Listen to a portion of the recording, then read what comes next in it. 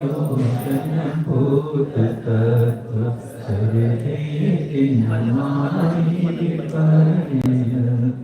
चेतन को है उपयोग रूप मूरत चिन्ह मूरत अनूप पुद्गल नद धर्म अधर्म काल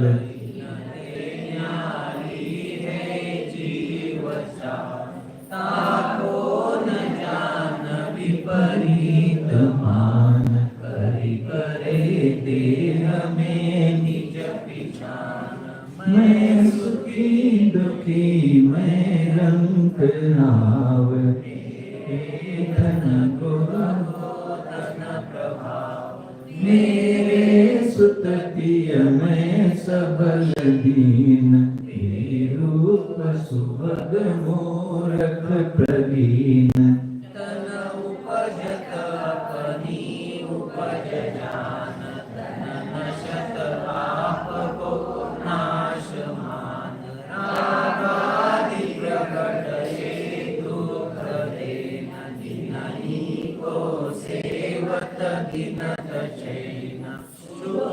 शुभ बंध के फल मंजार रति करे निज फल विसान आत्महित हेतु विराग ज्ञान तेलते आप को कष्ट दान लोके न चाह निज शक्ति कोय शिव रूप निराकुल तान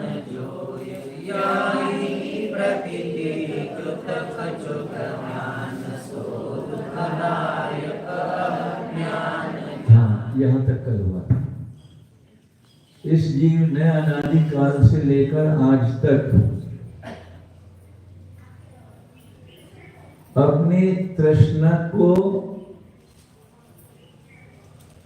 नकारा नहीं। जो जो इच्छा इसने की है सब इसकी पूर्ति करने में लगा रहा। इस कारण से जो निराकुल सुख है इसको प्राप्त नहीं हो पाया। कितने अनंतानंद सिद्ध हो गए हैं। उन्होंने अपने स्वरूप को जानकर बाह्य पदार्थों की नेयों की इच्छा को त्याग कर निज स्वरूप की भावना करके वो निस्वरूप को प्राप्त हो गए। पर हम क्यों नहीं हुए? अभी भी हम संसार में क्यों भटक रहे हैं? अगले क्षण में बता रहे हैं।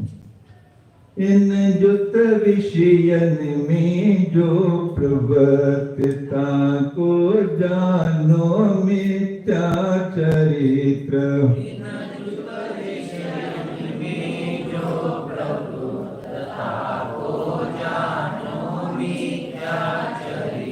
यो मिथ्यात्वादि निसर्ग जेह अब जे ग्रहीत सुनिए सुते है।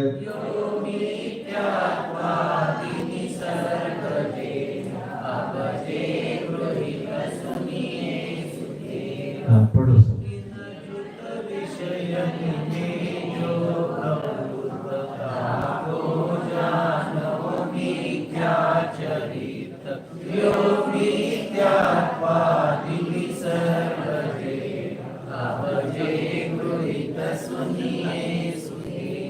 हाँ भैया पढ़ो आपका। में जो प्रभुता को ज्ञानो मिथ्याचरी हे मिथ्यात्वादि निसर्ग देह अवधे गृहीत सुनिए सुसेव। हाँ यहाँ पर मिथ्यात्व के दो भेद किए हैं, निसर्गज और यानी ग्रहित और अग्रहित। अभी तक जो चल रहा था पीछे बताया कि शुभ कर्म का उदय आया तो इसने उसमें बहुत सुख माना, अशुभ कर्म का उदय आया असता आ गई तो बहुत दुख माना।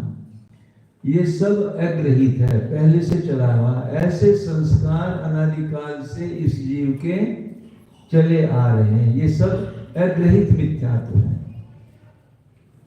मिथ्या इन जुत विषयन में जो प्रवृत्त। इस प्रकार शुभ अशुभ आदि जो कर्म का उदय आता है और उसके उदय से ये जीव जो विषयों में प्रवृत्ति करता है, कर्म का उदय आया और सुख साता आ गई, घर में सब तरह से अनुकूलता आ गई, तो इसमें रच बच गया। वो सारी वास्तव में अनुकूलता नहीं, इस जीव के लिए सारी वे प्रतिकूलता ही है। जितना जितना परिग्रह बढ़ता है उतनी उतनी इस जीव की प्रतिकूलता बढ़ती जाती है। और बढ़िया कोठी है, गाड़ी है, घर में सब सुखदायक है, तो आपको अनुकूलता ज्यादा है या हमको अनुकूलता ज्यादा है? हाँ, होने के बाद भी कुछ पता नहीं, यहाँ एनालिसिस करना है जहां हम आपको ले जाना चाहते हैं। जिसको आप अनुकूलता है वो आत्मा के लिए प्रतिकूलता है। इष्टोपदेश में आता ना, जो जो शरीर के अनुकूल हैं, जो जो साधन शरीर को अनुकूलता प्रदान करने वाले हैं, वे सब साधन आत्मा के प्रतिकूल हैं। और जो जो आत्मा के अनुकूल हैं वे सब इस शरीर के, हम उपवास करना है। और आज उपवास करने का मतलब उप माने पास में रहना, वास माने निवास करना। आज मैं बस 24 घंटे अपनी आत्मा के पास रहूंगा, तो शरीर को फेवरेबल है अनफेवरेबल है? क्यों? भूखे रखेंगे उसको, कोई देना ही नहीं, तो उसके फेवर की बात नहीं। और इसका फेवर किया हमने, खूब अच्छे से गुलाब जामुन खिलाए, खीर खिलाए, धपाटे खिलाए, उसको खूब भरा, बाहर आए, आधे घंटे में तो ध्यान करने बैठे, सिर लग रहा है। यानी सारे वे मेरे आत्मा के प्रतिकूल हैं। जिनको तो सुख मान रहा है वो सुखाभास है, सुख भी नहीं। उसको आचार्य ने बहुत अच्छा संज्ञा दी है। तेरी तृष्णा मात्र की पूर्ति है, वो सुख है ही नहीं। सुख उनमें तीन काल में हो ही नहीं सकता, सुखाभास है। इंद्रियों के भोगों में सुख हो ही नहीं सकता। और यदि तू उसको सुख मान रहा है तो तूने अभी वास्तविक सुख को जाना ही नहीं। जो ये अलौकिक अतीन्द्रिय आत्मिक सुख है, इसकी तुझे पहचान नहीं। तू तो कांच को ही मणि समझ रहा है। तो आचार्य कह रहे हैं, इन जुत विषयन में जो प्रवृत्त, विषय कषायों में जो हमारी प्रवृत्ति चल रही है, ताको जानो मिथ्या चारित्र, वे सब मिथ्या चारित्र हैं। सम्यक चारित्र बताया था ना, किसको बताया था?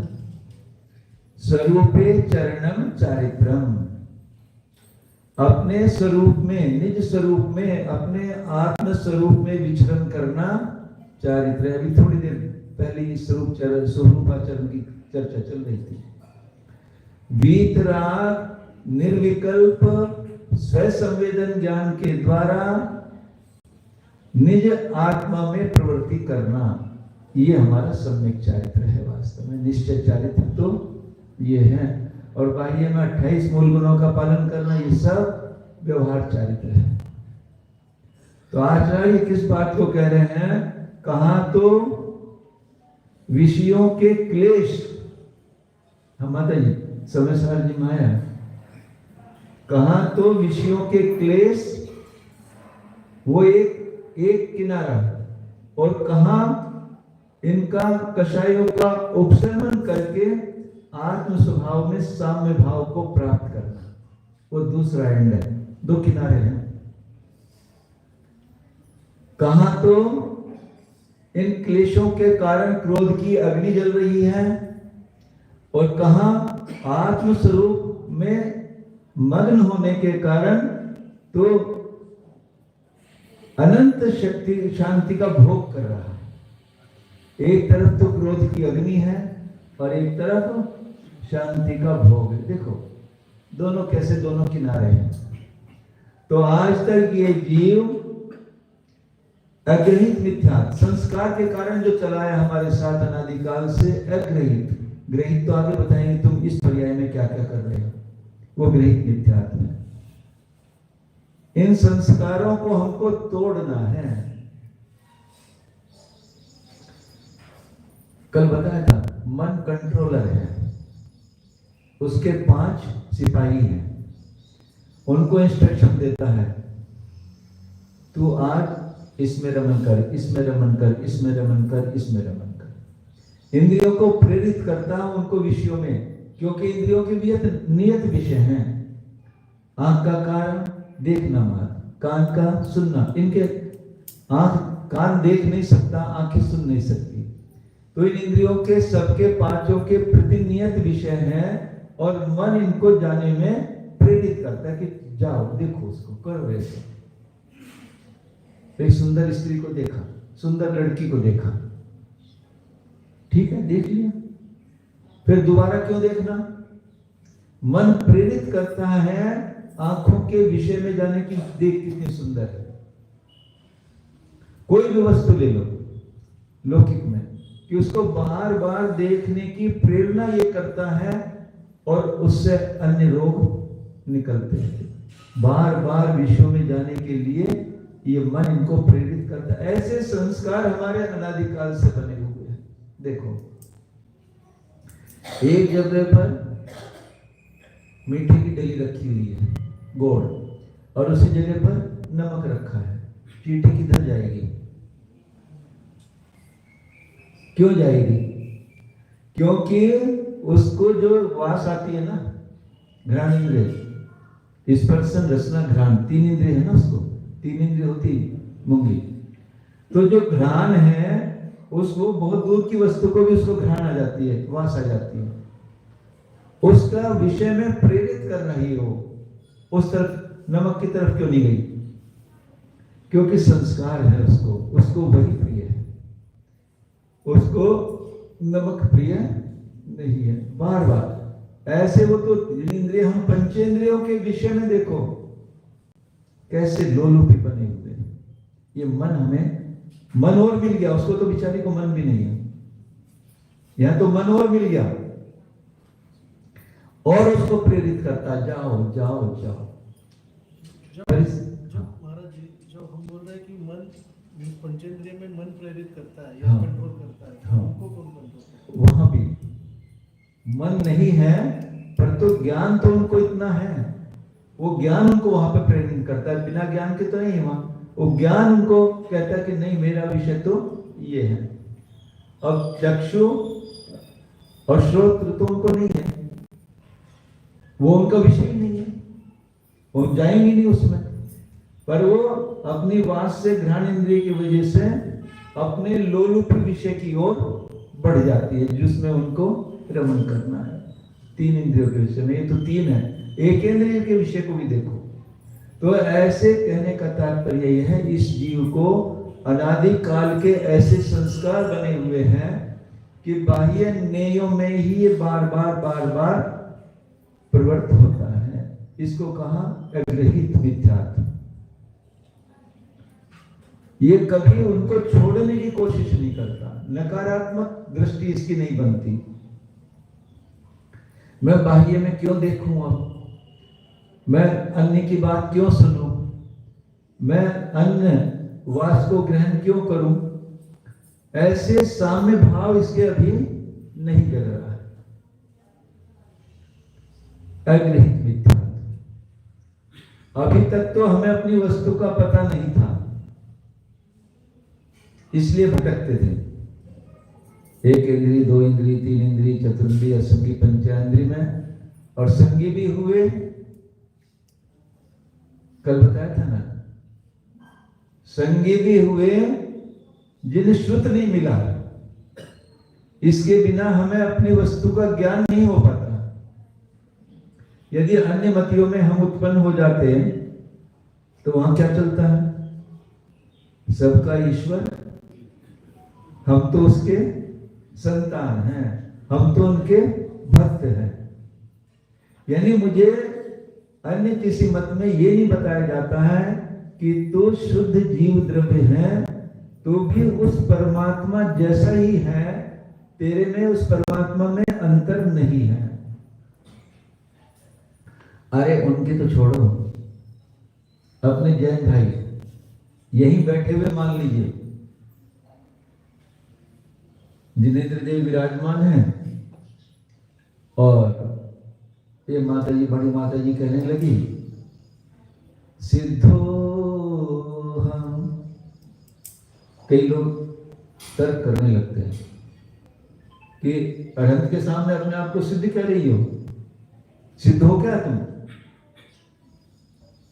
आपके मन में प्रश्न आ गया नहीं? हाँ भैया, अंदर अनंत भगवान विराजमान है, माता जी बाहर कह रहे हैं सिद्धो हम। बोलो, तर्क का विषय है कि नहीं है? हाँ भैया, प्रश्न हो गया क्या खड़ा? हाँ, हो क्या बात।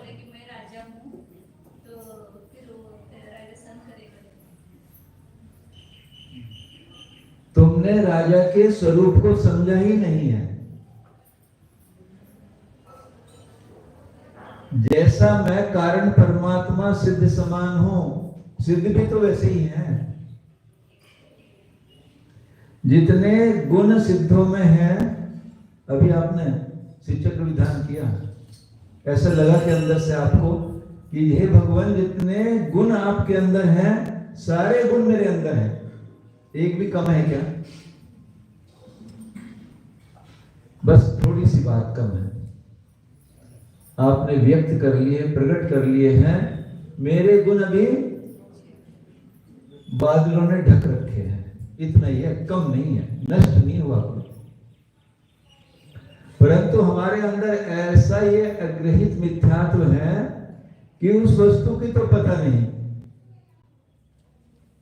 कि यहां भी कोई वस्तु है, और सब बाह्य को अपना अपना अपना अपना, ये मेरा, ये मेरा, ये मेरा, ये मेरा, ये मेरा, ये सब। ये एक बच्चा पैदा हुआ अभी, मां को देखते उसने एक स्माइल दी, मां की तो हालत खराब। हालत खराब मतलब वो तो गई। क्या क्या? ये अग्रहित मिथ्यात्व, ये मेरी मां है। किसी ने बताया क्या उसको? उसी की तरफ देखता है ना, अग्रहित मिथ्यात्व, उसको मान रहा है। जिस जिस पर्याय में हम गए उसको तुरंत अपना मानने लगते हैं। ये देव पर्याय में जाएंगे, वहां एक अंतर मुहूर्त में जाते के साथ ही देवियां और देव लेके जाएंगे आपको, बाजे बजाते साथ सम्यक दृष्टि। स्नान गृह में ले जाएंगे, स्नान कराएंगे, वहां से जिनेंद्र भगवान के मंदिर में ले जाएंगे। वहां जाते यदि सम्यक दृष्टि होगा तो भेद विज्ञान करेगा, और मिथ्या दृष्टि ये मेरा सारा परिवार, ये मेरी इतनी सारी रानियां, देवियां, ये सब परिवार जाते के साथ ही वहां बना लेगा। यहां तो एक थी, वहां कितनी मिल गई? हजारों मिल गई। 32 तो मिनिमम है, इससे कम तो होंगी नहीं। तो ऐसा ये अग्रहित मिथ्या, इसका अनादिकाल से अभी तक चला है। अभी तो है, अभी है या नहीं है? हाँ भैया, अभी भी है या नहीं मिथ्या? ये ग्रहित अग्रहित मिथ्या। ग्रहित तो अभी आगे बताएंगे। घर में एक कोटी रखा है, किसका है?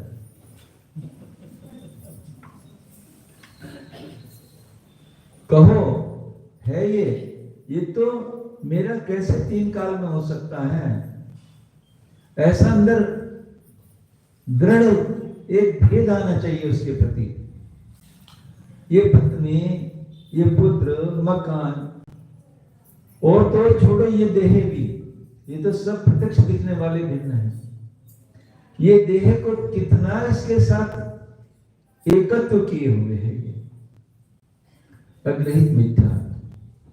सब जितना भी ये चल रहा है किसी ने बताया नहीं, सब अपने अंदर से उपजा संस्कार के कारण, और इसी पर्याय में नहीं जहां भी जाता है उसी को अपना मान लेता। एक उदाहरण दिया था माता जी ने, एक बच्चा जेल में पैदा हो गया और 10-15 साल तक जेल में बड़ा पला। उसके जो ये लोहे की बेड़ियां थी शुरू में ही, उन्हीं को वो अपने आभूषण समझने लगा। फिर उसकी कैद की सजा खत्म हुई और उसको बाहर जाने के लिए, नहीं मुझे तो नहीं बाहर जाना, ये तो मेरा घर है, यही तो पैदा हूं, यही मेरे आभूषण है, बाहर जाऊंगा तो कहां जाऊंगा, यही मेरा घर है। जन्म से ही उस जेल को ही अपना घर वो मान रहा है। वो आभूषण जो पहनाए जाते हैं उसको आभूषण मान रहे हैं। हाँ भैया, आप जो ये मोटे मोटे पैर में ये पहनते हो चांदी के, ये आभूषण लगा आपके। मुझे तो कई बार देख ली, मैंने कहा ये चांदी वाले में, और जो बच्चा जेल में पैदा हुआ उसको पैदा होते के साथ ही लोहे के बड़े बड़े पहना देते हैं कड़े। आप भी तो पहनते ना, कोई सोने का पहनता है, कोई चांदी का, कोई स्टील का, जैसे सामान, पर है तो कड़ाई। इनको ही हमने अपना आभूषण वास्तव में। हाँ भैया, कैसा ये अग्रहित मिथ्यात्व है। जिस जगह भी लगा लो इसको, संस्कार के कारण जो लेके आए हो सब अग्रहित मिथ्यात्व है, जिसने अपनी वस्तु को जाना ही नहीं। अभी भी जान रहे हो क्या? हाँ भैया, मेरी वस्तु तो केवल ये असंख्यात प्रदेशी, ये मेरे आत्म प्रदेशी ही हैं। इसके अलावा तो एक परमाणु मात्र भी मेरा नहीं है और हो भी नहीं सकता, क्योंकि छह द्रव्य भिन्न भिन्न हैं और जीव द्रव्य में भी मेरा ये जीव द्रव्य अन्य जीव द्रव्यों से नितांत भिन्न है। कितने करीब आ गए आप, बस इतना ही तो मैं हूं।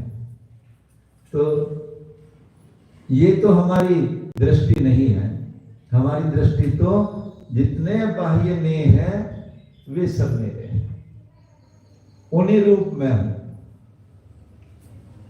ये मिथ्यात्व, अग्रहित मिथ्यात्व हमारा कैसे टूटेगा? तोड़ना पड़ेगा ना इसको। कुछ तोड़ना नहीं, कोई घर नहीं चलाना उसको तोड़ने में, बस अपने भेद विज्ञान करना है अपने अंदर। ये मैं हूं, ये मैं नहीं हूं, ऐसा अपने अंदर कभी होगा तो मिथ्यात्व के ये घोर पहाड़ हमारे अंदर जमा हुआ है ये टूटेगा। पर बहुत काल हो गया ना इसके ऊपर संस्कार होते होते, इसलिए टूटना बहुत, हाँ टूटना बहुत, हाँ मुश्किल है सरल है?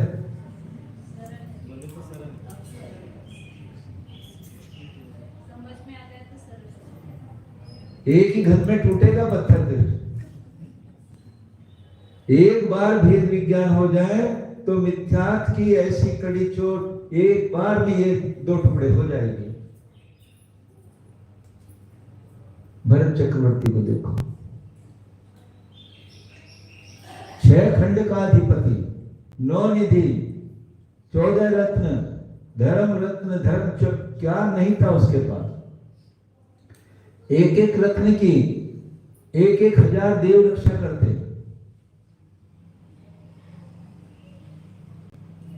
और हुआ तो क्या हुआ, वेद विज्ञानी थे, सम्यक दृष्टि थे, वो जानते थे ये 96,000 रानियां मेरे से भिन्न है, यहाँ तो एक भिन्न नहीं हो पाती।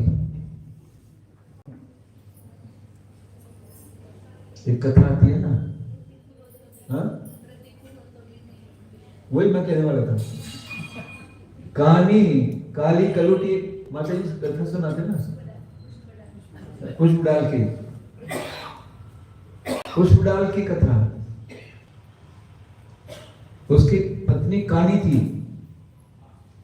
थी, पर उसमें उसका बहुत राग था। वो मुनि तो हो गया, दूसरे कौन थे उनके साथ में मुनि? वारिशेन मुनि। वो दोनों वारिशेन मुनि और पुष्पडाल मुनि एक साथ में थे। पुष्पडाल को अपनी काली पत्नी में बहुत प्रेम था, आसक्ता थी, वो हट नहीं रही थी। तो वारिशेन ने अपनी मां के यहाँ खबर भेजी कि मेरी सुंदर सुंदर पत्नियां हैं और मैं अभी घर आने वाला हूं, उनको खूब अच्छे से मेकअप कराकर मेरे सामने प्रस्तुत करना।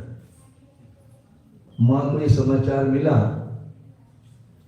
मां तो बहुत व्यथित हो गई कि मुनि और पत्नियों को ऐसे मेकअप करा के मेरे सामने लाना, क्या हो गया मेरे बेटे को, क्या हो गया उस मुनि को? कोई बात नहीं, हो सकता है मुनि की बात में कुछ रहस्य हो। मां समझ गई कि ऐसा तो नहीं हो सकता कि मेरे पुत्र उस मुनि की पत्नियों में आसक्ता होगी, पर कुछ ना कुछ बात का रहस्य जरूर है। पुष्पडाल मुनि और वो दोनों आ गए नगर में अपने, और सुंदर सुंदर रानियां सब, वो तो दिखाना था उसको कि इस वारिशेन की इतनी इतनी सुंदर सुंदर गुणवान रानियां थी, एक और एक दो नहीं, कितनी सारी थी। उनको छोड़ के ये एक दिन चला आया और मेरी तो काली कलुटी थी, मेरा अभी भी उसमें राग बना हुआ है। देखो अपना, यानी हमारा राग इन बाह्य वस्तुओं में कितना बना हुआ है, ये हमारा अग्रहित मिथ्यात्व है। ये पूर्व संस्कार इतने पूर्व जन्मों के चले आए हैं, अभी भी हमारे ये इंद्रियों के विषयों में ये बराबर ही दौड़ते हैं। इंद्रियां अपने अपने विषय की तरफ अपने आप ही दौड़ती है, अग्रहित मिथ्यात्व के कारण। पर जब भेद विज्ञान हो जाएगा, भेद विज्ञान होने के साथ ही बहुत आपको मालूम हो जाएगा कि वास्तव में यहां तो कुछ भी नहीं रस। इन इंद्रियों के विषयों में तो वास्तव में कुछ भी रस नहीं है, जो रस आज अपने आत्म स्वरूप में। आज प्रातः माता जी रोचन साथ दूसरी गाथा चल रही थी हमारी, साम्य शब्द आया, उसमें साम्य शब्द का, साम्य ने साम्य शब्द का इतना सुंदर वर्णन किया है। साम्य यानी समता किसको कहा है? सब जीवों में समता नहीं, वो समता नहीं कहा। सब जीवों में समता यानी तेरी भी अभी बाह्य में दृष्टि है। समता कहा है निर्विकल्प वीतराग स्व समाधि में स्थित होकर जो तेरा उपयोग अपने जीव द्रव्य का रस का रसमान कर रहा है, वो साम्यता है।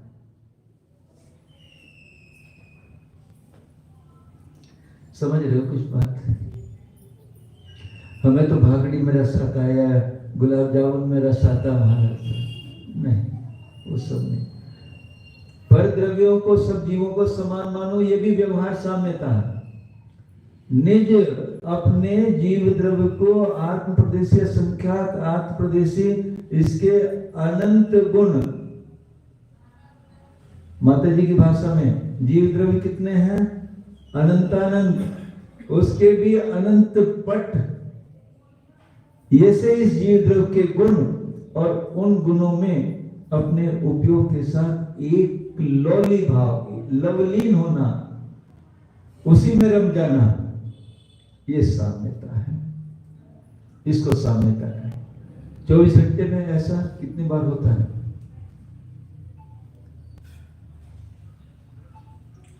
देखो, इसका अभ्यास करना है। इसका अभ्यास होगा तो ये बहुत जल्दी टूट के 2 टुकड़े हो जाएंगे इस अग्रहित मिथ्यात्व के, और इसको फिर कैरी फॉरवर्ड नहीं होगा अगले भाव में। एक बार भेद विज्ञान और उसका हमारे पास यदि अनुभव का अभ्यास चलता रहा, फिर कोई देर नहीं है। ये अनादिकाल के संस्कार भी टूटेंगे, अनादिकालीन जो ये अग्रहित मिथ्यात्व हमारे साथ भव भव में चला आ रहा है, ये भी नाश होगा, और फिर ग्रहित आगे चलेगा। उसको तो ग्रहण कर ही नहीं पाएंगे यदि अग्रहित हो जाएगा तो क्या कह रहे हैं? इन जुत विषयन में जो प्रवृत्ति, इस प्रकार जो विषयों में प्रवृत्ति है, वह सब अग्रहित मिथ्यात्व है, मिथ्या चारित्र हैं। यो मिथ्यात्वादि निसर्ग जे है, इस प्रकार जो मिथ्यात्व आदि सब हैं, मिथ्याद राग द्वेष मोह, ये निसर्गज हैं। निसर्ग यानी अग्रहित, किसी ने दिए नहीं, स्वभाव से ही, किसी उपदेश के द्वारा नहीं आई है, निसर्ग से ही है, प्राकृतिक संस्कार से ही उत्पन्न हुए हैं तेरे अंदर। अब ये ग्रहित सुनिए सुते हैं। अब इस भव में आकर जो ग्रहण किया है, जो ग्रहित है, हाँ चले जाओ, ग्रहित मिथ्यात्व यानी इस भव में आकर ग्रहण किया है हमने। उसके साथ तो आया था नीम, कहते हैं करेला और नीम चढ़ा। करेला तो वैसे कड़वा होता है ना, यदि नीम के ऊपर हो चढ़ा उसकी तेल तो फिर तो और कड़वा हो जाए। यानी अग्रहित के साथ हमने ग्रहित को ग्रहण कर लिया तो उसका ग्रहित का विषपना और बढ़ गया। अब ये ग्रहित सुनिए सुते हैं। अब हम यहाँ पर जो तूने ग्रहित मिथ्यात्व को पकड़ा है, जो जो ग्रहित मिथ्यात्व तेरे अंदर है, उसको कहते हैं हे भव्य जीवो। अब उसको ध्यान से सुनो। हाँ, एक और करें माता जी, कर लें। चल, हाँ चल। जो को गुरु को देव को धर्म सेव, पोषे चिर दर्शन मोह एव।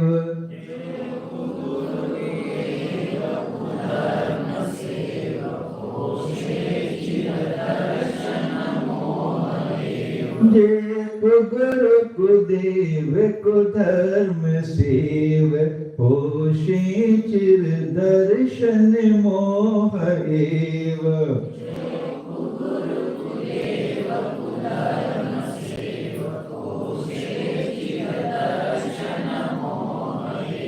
अंतर रागादिक धरि जे, बाहर धन अंबर ते स्नेह।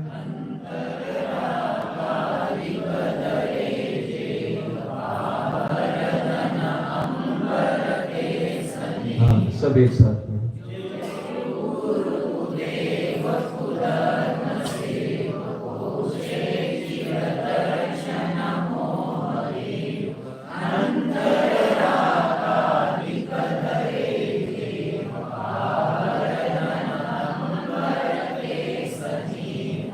इधर कौन पढ़ेगा?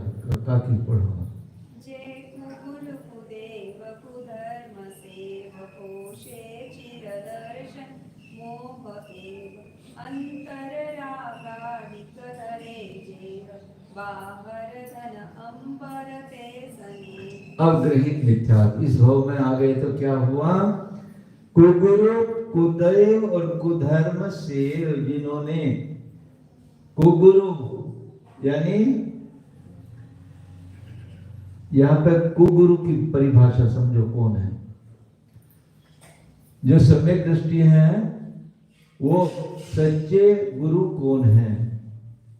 निश्चय से तो ये आत्मा ही मेरा सच्चा गुरु है। व्यवहार में जिनेन्द्र देव तीर्थंकर प्रभु जिन्होंने मुझे मार्ग बताया वे मेरे सच्चे गुरु हैं। और आज भरत एवं क्षेत्र में तीर्थंकर का अभाव है, तो वर्तमान में जो आचार्य उपाध्याय निर्ग्रंथ मुनि हैं, तीनों में निर्ग्रंथ संख्या, आचार्य उपाध्याय साधु निर्ग्रंथ मुनि, ये ही सच्चे गुरु हैं। नमो लोहे सव्य साहुनम, लोक में सव्य साधुओं को नमस्कार हो। सर्व साधुओं का मतलब अन्यमतियों के हों, क्यों? सर्व साधु है ना। इसमें निर्ग्रंथ द्रव शब्द छिपा हुआ है। केवल हमारे जो गुरु हैं केवल निर्ग्रंथ ही होते हैं। निर्ग्रंथ गुरुओं को ही इसमें नमस्कार किया गया भैया। हाँ भैया, निर्ग्रंथ गुरु। तो यहाँ एक प्रश्न होगा फिर, श्वेतांबर वाले वे गुरु नहीं है क्या? अरे दृढ़ता से बोलो ना, क्या है तो है, नहीं तो नहीं है। हमारे गुरु की परिभाषा में केवल निर्ग्रंथ मुनि आते हैं। निर्ग्रंथ आचार्य उपाध्याय और तीनों को भी एक कोटि में करके सर्वसाधु है। चत्तारी मंगलम, अनंत मंगलम, सिद्धा मंगलम और साहु, तीनों को भी साधु की श्रेणी में लिया, उनको अलग अलग भी नहीं किया। तो आचार्य उपाध्याय साधु ये हमारे सच्चे गुरु वर्तमान में हैं। इनको छोड़कर बाकी सब किस श्रेणी में आएंगे? कुगुरु हैं। हाँ, प्रश्न बोलो। जिसके पास पिंच और कमंडल है उसका वो भी गुरु। देखो, प्रश्न अच्छा है। निर्ग्रंथ मुनि पीछे कमंडलधारी हैं, वो हमारे गुरु हैं। अब आपका प्रश्न हो सकता है कि हम तो भावलिंगी मुनि को ही नमस्कार करेंगे, द्रवलिंगी को नहीं करेंगे। ठीक है ना? वो नहीं पहचान सकते। हाँ? वो पहचान नहीं सकते। गुड, यही होना चाहिए। एक प्रश्न आगम में एक उदाहरण आता है श्रीनिक राजा के समय का, सबको शायद मालूम है, तत्व योग में पढ़ा हुआ है। एक मुनिराज निर्ग्रंथ, कंधे पर जाल था, हाथ में पीछे कमंडल थे, साथ में आरिका थी, गर्भणी थी।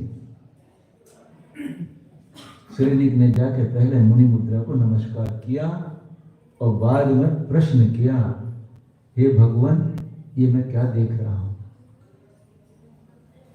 फिर आगे की बात आगे। पहले क्या किया श्रीनिक ने?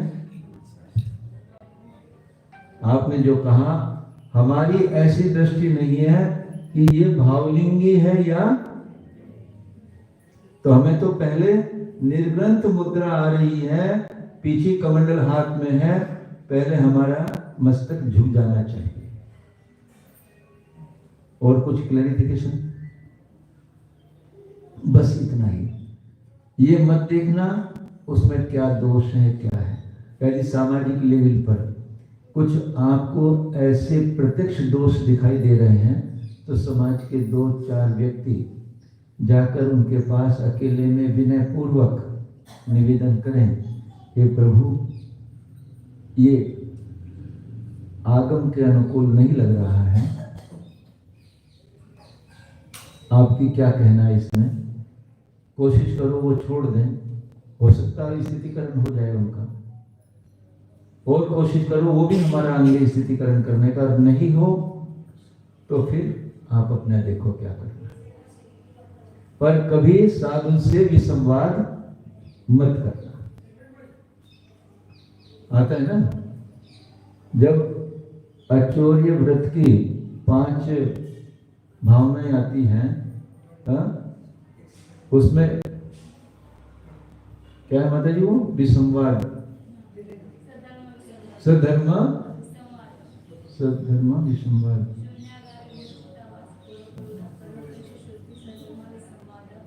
हाँ, साधर्मी विसंवाद। पहली बात तो वो साधर्मी भी नहीं आपके, यानी हमारे साधर्मी हम मुनि हैं, आप तो उनके साधर्मी नहीं। पर कभी भी साधु से विसंवाद मत, अपनी बात कह दो विनय पूर्वक, माने नहीं माने, आपको अनुकूल लगे तो ठीक, नहीं अनुकूल लगे तो आप चलो। यहां विषय चल रहा है कुगुरु। हमारे गुरु कौन है, खरे गुरु कौन है, उसकी परिभाषा बताइए। इनके अलावा सब, इनके अलावा और सुना, माता जी हैं, विद्या गुरु हैं, तो इनकी विनय करनी है, ये भी हमारे गुरु हैं। उत्कृष्ट से तो निर्ग्रंथ, ये मुनि हमारे गुरु हैं, और जो हमें मोक्ष मार्ग में लगाने की शिक्षा देते हैं, ये भी हमारे गुरु हैं। क्योंकि आज पर्याय अलग है, बाकी तो और सारे महाव्रत पालन करती है 28 के 28, 3 की तो छूट दी है जिन्हें भगवान ने पर्याय के कारण, तो इसलिए ये भी उसी तरह ही गुरु की तरह पूज्य है। तो कुगुरु कुदेव समय आज है, इसको बहुत स्पष्टी करेंगे, कुदेव का भी और कुधर्म का भी अच्छे से, एक एक चीज आपके जो प्रश्न आना लाना ये सभी बताएंगे, उसके प्रश्नों के उत्तर देंगे। तो ये आज हमारे अंदर बहुत ज्यादा घुस गया है, किसी को भी गुरु बना बैठ देते हैं, किसी को भी देव मानने बैठते हैं, और किसी भी धर्म को धर्म मानने लेते हैं। तो ये ग्रहित मिथ्यात है, इसको निकालना बहुत मुश्किल है। लक्ष्मी गणेश की मूर्ति या अन्य कोई भी मूर्ति हम रख के पूजने लगते हैं, किसी देवी देवता की भगवान मान के उनको पूजने लगते हैं, बहुत सारी चर्चा इसमें होंगी, करेंगे और आगम के अनुसार करेंगे, अन्यथा उसको मत लेना। बिल्कुल निरपेक्ष दृष्टि से उसको लेना कि सत्य क्या है। सत्य को समझोगे तो समझ में आएगा, और कभी नमक की डली मुंह में रख के करोगे तो समझ में नहीं आएगा। निरपेक्ष दृष्टि से समझना, कल इसको करेंगे, यही पूर्ण करते हैं। बोले आचार्य गुरुदेव सुंदर सागर जी महाराज की जय। एक 2 मिनट ध्यान ले लो, माइक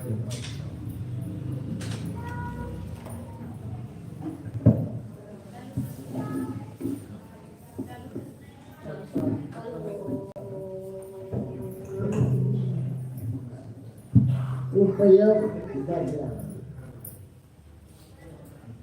आपल्या उपयोगामध्ये म्हणजेच विचारामध्ये, ज्ञानामध्ये जाणणारा न जाणा, कोण जाणं कोण, ही जाणणारी मी ज्ञान वस्तू आहे. ही ज्ञान वस्तू मी द्रव्य पर्यायात्मक वस्तू आहे. पर्याय उत्पन्न होऊन नाश पावणारी आहे आणि द्रव्य उत्पन्नही होत नाही, नाशही पावत नाही, असा हा मी जीव ज्ञान वस्तू द्रव्य आहे.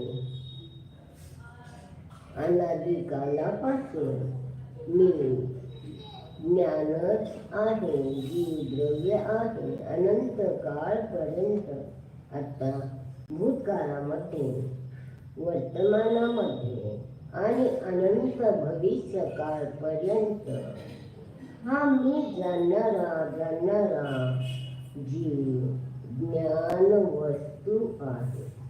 या वस्तूला ओळखा. ही वस्तू मी आहे. ज्ञान, या ज्ञानाला परद्रव्याच्या परकणाची गरज नाही. ह्या ज्ञान वस्तू ही जी ज्ञान वस्तू आहे, खाणे पिणे बसणे उठणे ऐकणे चालणे बोलणे काहीही करणं या ज्ञान वस्तूचा स्वभाव नाही. त्या पडाच्या घरात राहतो आणि पडाचं कार्य करतो. ज्ञान हा मी ही ज्ञान वस्तू अशरीरी आहे. हे जे शरीर दिसतंय ते माझं स्वरूप नाही. त्या शरीरामध्ये असणारा जाणणारी जी वस्तू आहे ती मी ज्ञान वस्तू एक आहे. एको अखंडो परिपूर्ण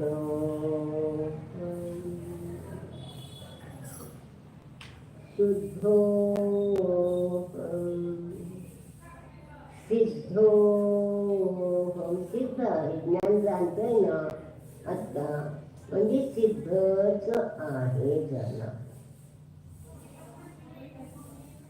शांतो